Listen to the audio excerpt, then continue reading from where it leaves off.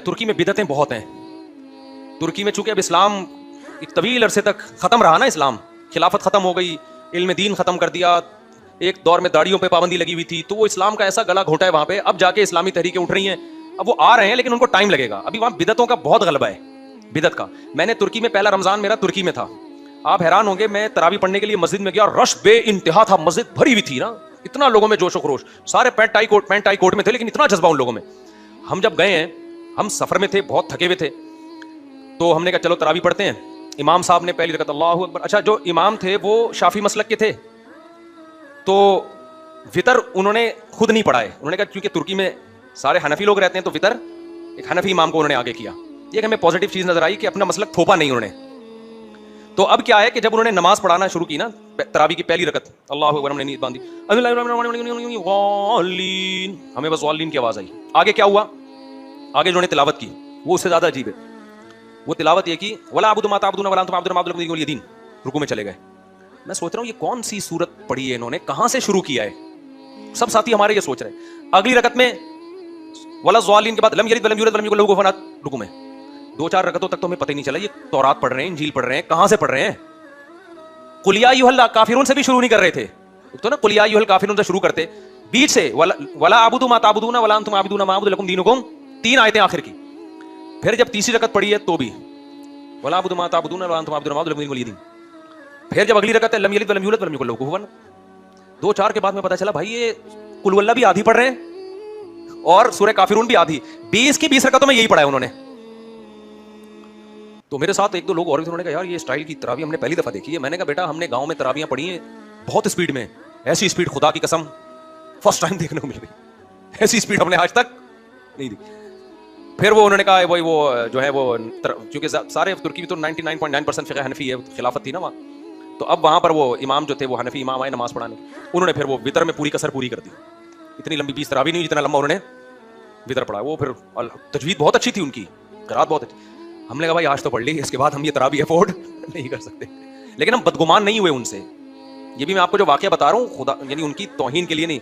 हमने कहा यार ये हालात अगर हम पर आए होते तो शायद हम इससे भी गए थे। जब आप उल्टी सोच लेके जाते हो ना तो हर कौम की बुराई नजर आती है आपको। जब आप पॉजिटिव सोचते हो तो फिर हर उसमें भी आपको अच्छाई। हमने कहा यार इनके ऊपर 100 साल लिबरल हुकूमतों ने हुकूमत की है, इस्लाम का गला घोटा है, इन लोगों ने इतना भी बचा लिया ना, रमजान की तरावी बचा ली, ये भी गनीमत है। क्योंकि ये उनके उस्ताद जो भी इमाम थे ना वहाँ जिन्होंने तरावी पढ़ाई, उनके उस्ताद उनकी आप हिस्ट्री पढ़ो, बड़ी कुर्बानियां दी हैं उन लोगों ने इसको भी बचाने के लिए, वरना तो ये भी खत्म हो गया था। छुप छुप के नमाजें पढ़ते थे, छुप छुप के कुरान, तो इतना भी रह गया क्या, ये गनीमत है भाई। अब जब इस्लाम आएगा तो इंशाल्लाह फिर वो आहिस्ता आहिस्ता आ जाएंगे खैर की तरफ। तो उनकी ये बुराई ना देखेंगे वो इस तरह से तरावी पढ़ रहे हैं। हमारी नज़र तो में जायज़ नहीं है इस तरह पढ़ना, हमने तो कहा हम अपनी अक्ल तरीके से पढ़ लेंगे। लेकिन हमने यही कहा कि यार ये जो इन लोगों ने इतना भी बचा लिया ना इस्लाम को। अच्छा, तुर्की में एक बिदअत और भी है। होता यह है कि जब इमाम फ़र्ज़ नमाज पढ़ाता है ना, तो एक मौज़िन या जो इकामत पढ़ने वाला पीछे बैठ के लाउड स्पीकर पे सुभान अल्लाह सुभान अल्लाह सुभान अल्लाह ऐसे पढ़ रहा होता है। मैं जब फर्स्ट टाइम तुर्की गया मैंने कहा भाई ये क्या बिदअत है यार, ये तस्बीह आहिस्ता से पढ़ो, वो माइक पे क्यों पढ़ रहा है। तो हमारे उस्ताद जो उनको तुर्की पे बड़ी मालूमात है ना, वहाँ की हिस्ट्री बहुत जानते हैं, उन्होंने कहा हुआ ये था कि जब यहाँ मस्जिदों में इमामों में पाबंदियाँ लगी हैं तो यहाँ के उलमा ने कहा कि अगर हम ये तस्बीहात माइक पे नहीं पढ़ेंगे ना, ये आहिस्ता आहिस्ता लोग इन चीज़ों को भूल जाएंगे। तो मजबूरन कि ये चीज़ जो है पीछे बंदा बिठा के माइक पे पढ़ लो ताकि इन लोगों को ये याद रहे, ये भूले नहीं। तो इस तरह से उन्होंने इस्लाम की बाकियात को बचवा बहुत बड़ी बड़ी कुर्बानियां दी उलमा ने। तो उन्होंने कहा जब ये अब आएंगे पूरे इस्लाम की तरफ, यहाँ दीनी इदारे खुलेंगे तो ये सब चीज़ें आहिस्ता आहिस्ता इंशाल्लाह छूट जाएंगी। लेकिन उन्होंने हमें कहा कि ऐसा ना हो कि यहाँ के आप नया फिरका बना दें कि ये सारे बिदअती हैं।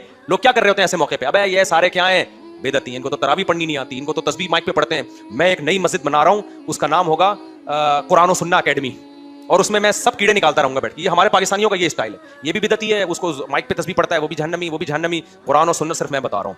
तो इससे सोसाइटी में इस्लाह नहीं होगी, इससे एक नया फिरका बन जाएगा। इस्लाह का यही तरीका है, आप उनकी खूबियों को हाईलाइट करें और बंद कमरे में आराम से उनको बैठ के समझाएं कि भाई अब तो चूंकि वो माहौल खत्म हो गया, सेकुलर हुकूमतें, आप माशाल्लाह आपने दीनी जज्बे से ये काम किया, लेकिन सुन्नत तरीका ये है कि आप आहिस्ता आवाज़ में तस्बीह पढ़ा करें। तो इस तरह से कोई पॉजिटिव वे में हमारे उलमा देवबंद काम कर रहे हैं अल्हम्दुलिल्लाह, जाके तुर्की में पॉजिटिव वे में बड़ी मेहनतें की उन्होंने।